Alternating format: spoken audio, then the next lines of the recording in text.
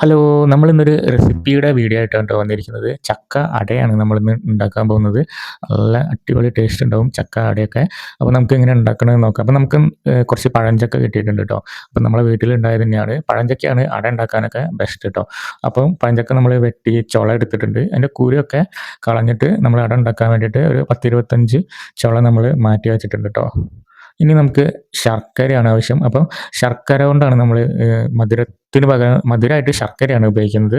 അപ്പോൾ ഒരു 4, 5 ആണി ശർക്കര നമ്മളിതാ ഉരുകാൻ വേണ്ടി വെള്ളത്തിലിട്ട് അടുപ്പത്ത് വെച്ചിട്ടുണ്ട് ട്ടോ.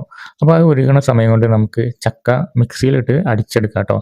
അപ്പോൾ നമ്മളിതാ മിക്സിയിലേക്ക് അടിക്കാൻ വേണ്ടി ഇട്ടിട്ടുണ്ട്. ചക്ക അട ഉണ്ടാക്കുമ്പോൾ മിക്സിയിലിട്ട് അടിച്ചാലേ നമുക്ക് ആ മാവ് കുഴയ്ക്കാനുള്ള ഒരു പരുവം കിട്ടുള്ളൂ ട്ടോ. അപ്പോൾ മിക്സിയിലിട്ട് നമ്മൾ അടിച്ചിട്ടുണ്ട്.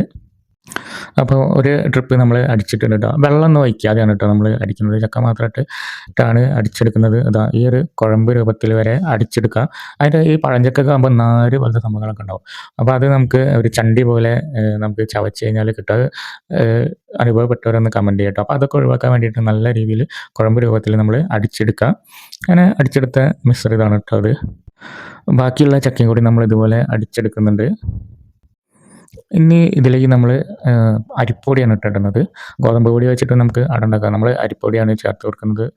അപ്പോൾ അത് ഒരു 3, 4 സ്പൂണ് നമുക്ക് ഇട്ട് ഇത് മിക്സ് ചെയ്യാം. അപ്പോൾ ഇതൊന്ന് ഒരു അട ഉണ്ടാക്കണ രീതിയിൽ ഒരു കട്ടിയാവുന്ന രീതിയിൽ നമുക്ക് പൊടി ഇട്ട് കൊടുക്കാവുന്നതാണ്. ഒക്കെ നിങ്ങളെ ടേസ്റ്റിൽ ഇട്ട് കൊടുക്കുക.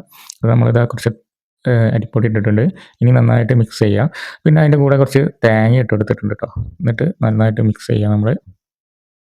കുഴച്ച് കഴിഞ്ഞാലേ അതിൻ്റെ പാകം മനസ്സിലാവുള്ളൂ. അപ്പോൾ കുഴച്ച് കഴിഞ്ഞപ്പം പൊടീൻ്റെ ലേശം കുറവുണ്ടായപ്പോൾ നമ്മൾ കുറച്ചും കൂടി പൊടി ഇട്ട് കൊടുത്തിട്ടുണ്ട് ട്ടോ. അരിപ്പൊടി തന്നെയാണ് ഇട്ട് കൊടുത്തത്. പിന്നെ നമ്മൾ ഉരുക്കി വെച്ച ശർക്കരപ്പാനി ഒഴിച്ച് കൊടുക്കുന്നുണ്ട് ട്ടോ. ഇനി ഇതിലേക്ക് ഒരിത്തിരി ഏലക്കാപ്പൊടിയും കൂടി ചേർത്ത് കഴിഞ്ഞ് നല്ലോണം മിക്സ് ചെയ്യാം. അപ്പോൾ നമ്മൾ ഇല മുറിച്ചെടുത്തിട്ടുണ്ട് ട്ടോ. വാഴയില മുറിച്ചെടുത്തിട്ടുണ്ട്. വാഴയില വെച്ചിട്ടാണ് നമ്മൾ ആവി കയറ്റിയാണ് അട ചുടുന്നത്. അപ്പോൾ നമ്മൾ കുഴച്ച് വെച്ച മിശ്രിതം ഓരോ ഇതുപോലെ പീസാക്കിയ ഇലയിൽ വെച്ച് കഴിഞ്ഞ് മടക്കി കഴിഞ്ഞ് നമ്മൾ ഇഡ്ഡലി ചെമ്പിലാണ് ഉണ്ടാക്കുന്നത്. ഇഡ്ഡലി ചെമ്പിൽ ഇങ്ങനെ വെച്ച് കൊടുക്കുന്നുണ്ട് ട്ടോ. അപ്പോൾ ഉള്ളതൊക്കെ മടക്കി കഴിഞ്ഞ് ഇഡ്ഡലി ചെമ്പിൽ വെച്ചിട്ടുണ്ട്. ഇനി നല്ലോണം വേവിക്കുക. ഒരു 10, 25 അരമണിക്കൂറിൻ്റെ മേലെ എന്തായാലും വേവിച്ചാലേ ഇതൊന്ന് സെറ്റായി വരുള്ളൂ. അപ്പോൾ അത് അരമണിക്കൂറിന് ശേഷം നമ്മളെ അട റെഡി ആയിട്ടുണ്ട് ട്ടോ.